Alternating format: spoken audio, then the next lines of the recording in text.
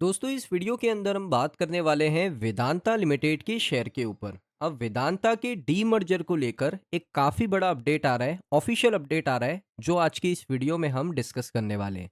साथ में डिस्कस करेंगे क्या वेदांता का शेयर यहाँ से 865 रुपये के टारगेट को अचीव करेगा।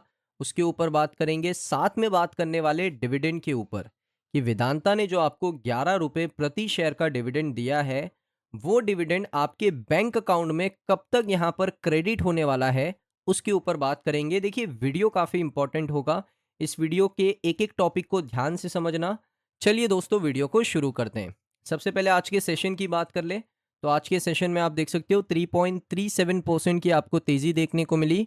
शेयर 676 रुपीज़ पर आ चुका है, यानी यहाँ पर आज का सेशन वेदांता के लिए अच्छा साबित हुआ।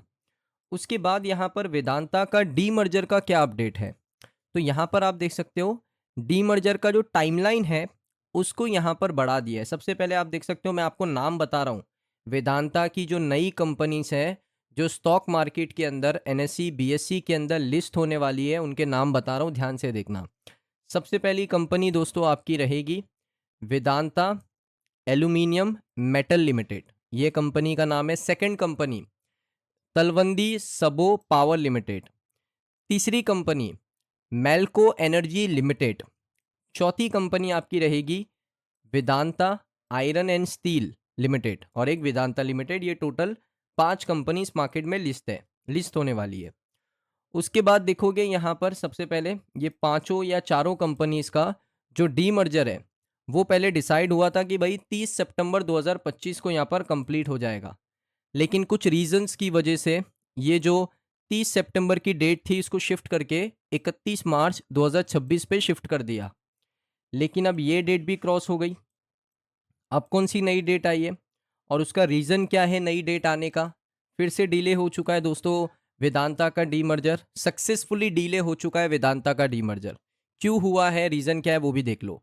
तो यहाँ पर आप देख सकते हो including receipt of approval from certain governmental authorities, यानी अभी भी सरकार ने अथॉरिटीज़, सरकारी जो अथॉरिटीज़ होती है उन्होंने यहाँ पर सर्टेन अप्रूवल्स दिए नहीं है वेदांता को डीमर्जर करने के लिए, और ये बड़ी प्रॉब्लम है क्योंकि एनसीएलटी से अप्रूवल मिल चुका है, एनएससी तैयार है, बीएससी तैयार है, सेबी तैयार है, सभी ने अप्रूवल दे दिया।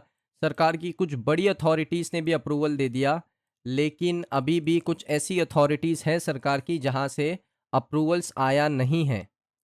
तो इसीलिए दोस्तों ये जो प्रोसेस है इसी को कंप्लीट करने के लिए थोड़ा टाइम और लगेगा। इसी वजह से जो क्लॉज 39.7 है कि कंपनी चाहे तो अपने डीमर्जर के पूरे स्कीम को क्या कर सकती है, पोस्टपोन कर सकती है, डिले कर सकती है, और वही चीज़ कंपनी ने करी है। कंपनी ने आप देख सकते हो जो पुरानी डेट थी 31 मार्च 2026 उसको दोस्तों शिफ्ट कर दिया है। डीमर्जर अब कंप्लीट हो सकता है 30 जून 2026, यानी 1 महीने का और समय। हमें लगा था कि भाई 15 मई को मार्केट में 4 नए शेयर, जो नए शेयर आने वाले हैं वो लिस्ट हो जाएंगे, लेकिन दोस्तों अब सरकार ने कुछ अप्रूवल दिए नहीं, इस वजह से उसको डिले करके अब 15 मई नहीं 30 जून तक लिस्ट नहीं होगा। 30 जून को कंप्लीट होगा डीमर्जर। 1 अप्रैल से इफेक्टिव डेट थी, अब पूरा 1 महीना शिफ्ट किया है। इसका मतलब क्या है, 15 जुलाई तक, 15 जुलाई तक यहाँ पर मार्केट में शेयर लिस्ट होगा। अगर अप्रूवल मिलता है तो, अप्रूवल नहीं मिलता है सारी चीज़ें दोबारा से डिले होने वाली है। तो अप्रूवल मिलना ज़रूरी है सरकार की तरफ से। अभी तक कुछ सरकारी अथॉरिटीज़ ने अप्रूवल नहीं दिया है, उनका अप्रूवल आना ज़रूरी है। उनका अप्रूवल आता है तब जाके 15 जुलाई को मार्केट में सभी शेयर लिस्ट होंगे, वरना फिर उसको दोबारा से ये लोग क्या करेंगे, पोस्टपोन कर देंगे, डिले कर देंगे। तो अभी जो डेट है वो है 30 जून 2026 तक डीमर्जर का सारा प्रोसेस कंप्लीट होगा। उसके बाद 30 जून, 1 जुलाई से इफ़ेक्टिव डेट शुरू होगी। 15 जुलाई के बीच बीच में, 1 से 15 जुलाई के बीच में मार्केट में शेयर आपको लिस्ट होते हुए देखने को मिल सकते हैं, अगर कोई अप्रूवल का प्रॉब्लम नहीं हुआ तो। अप्रूवल का प्रॉब्लम हुआ फिर सारी चीज़ें आपको डिले होती हुई देखने को मिलेगी। और ये चीज़ को दोस्तों आप देख सकते हो पब्लिश भी किया है कि वेदांता ने एक्सटेंड किया अपना डीमर्जर का डेडलाइन टू जून 30, 2026। तो ये वेदांता के लिए बड़ी प्रॉब्लम रही है क्योंकि सरकार बहुत सारे अप्रूवल्स को नहीं देती है, बहुत समय लगाती है और वही चीज़ आपको देखने को मिल रही है वेदांता के अंदर। अब वेदांता के टारगेट प्राइस के ऊपर बात कर लेते हैं कि वेदांता का टारगेट क्या हो सकता है। तो आप देख सकते हो सीएलएसए काफ़ी बुलिश है वेदांता के डीमर्जर को लेकर, वैल्यू अनलॉकिंग को लेकर। तो सीएलएसए ने दोस्तों क्या कहा वो ध्यान से देखिए। सीएलएसए ने मेंटेन किया एक्यूमुलेट का रेटिंग वेदांता के ऊपर, टारगेट प्राइस बताया 835 रुपये का। और उसके बाद उन्होंने बताया कि जो वैल्यूएशन है और उसका बिजनेस है वो यहाँ से बढ़ने ही वाला है, कम नहीं होगा। डीमर्जर के बाद वैल्यूएशन बढ़ेगा, बिजनेस बढ़ेगा, कंपनी ज़्यादा फोकस में होकर काम करेगी जिससे हर कंपनी के रिजल्ट आपको अच्छे देखने को मिलेंगे। तो इस वजह से यहाँ पर उन्होंने इसके टारगेट प्राइस को 835 रुपये का लेवल बता दिया है। 835 रुपीज़ का लेवल है और अभी टाइम भी है अचीव करने के लिए। ऐसा नहीं है कि अचीव करने के लिए टाइम नहीं है डीमर्जर से पहले। अभी डीमर्जर को 1 महीना डिले कर दिया है तो ऑलमोस्ट 1 महीना ज़्यादा समय है वेदांता के शेयर के लिए कि वो 835 रुपये के लेवल को क्रॉस कर सके, चांसेस हैं। उसके बाद यहाँ पर दोस्तों डिविडेंड के पेमेंट को लेकर काफ़ी लोग सवाल कर रहे थे कि जो 11 रुपये का डिविडेंड हमें रिकॉर्ड डेट बताई थी 28 मार्च 2026 को, तो इसका पेमेंट कब होगा, ये बैंक अकाउंट में कब आएगा। तो देखिए ऑलमोस्ट 1 महीने के बाद ही आता है।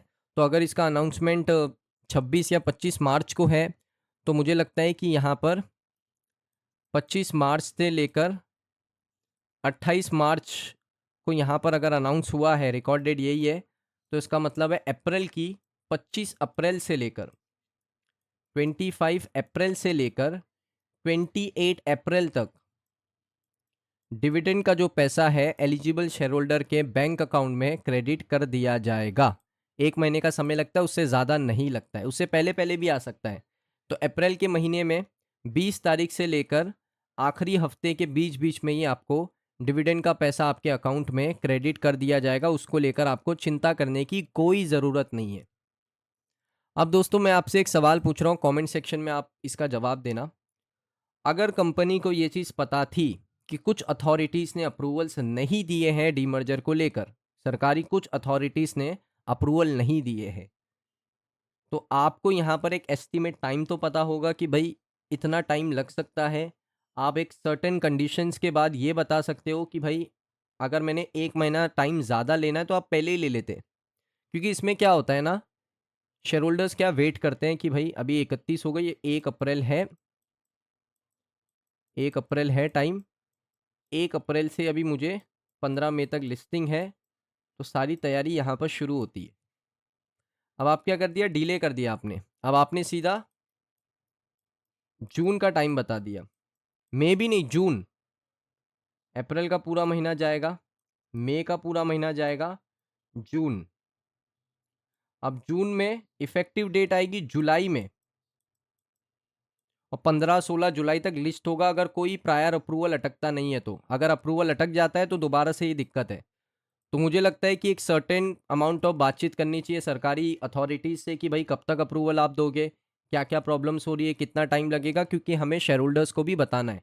तो उसके बाद अब एक फ़िक्स टाइम आप बता दोगे तो वो बेटर होगा, बार बार चेंज करने से अच्छा। ये मुझे लगता है कि एक बेटर ऑप्शन है वेदांता के लिए। सो दोस्तों ये वीडियो आपको कैसा लगा कमेंट सेक्शन में बताइए। अगर आपको वीडियो अच्छा लगा वीडियो को लाइक करें। मिलता हूँ मैं आप सभी लोगों को नेक्स्ट वीडियो के अंदर।